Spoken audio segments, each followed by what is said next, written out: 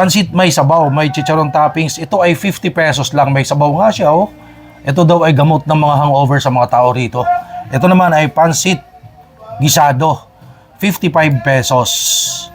Guys, andito ako sa sikat sa Kamuning na Pansit May Sabaw. Ang address po nito ay number 13 K7, Kamuning, Quezon City. 40 years na nagtitinda ng pansit dito. Kilala ito, pero garahe lang siya, bahay. Ito, wala siyang signage ha. Walang signage. Ayan po, dyan sila nagluluto ng pansit. Ito talaga dapat natin suportahan eh. Alam mo yung matagal na, OG, pero until now nag-i-exist. Halika, tingnan natin.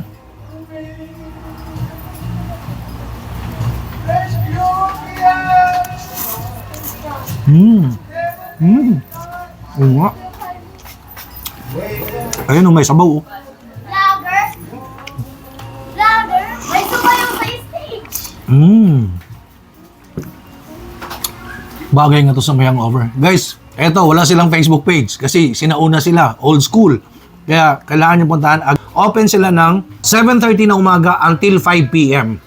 Please follow me on TikTok, Instagram, Facebook page, Normal Vlogs, Fall and Travel. Ano for sa kabuuan ng video nito, panoorin sa YouTube channel. Okay.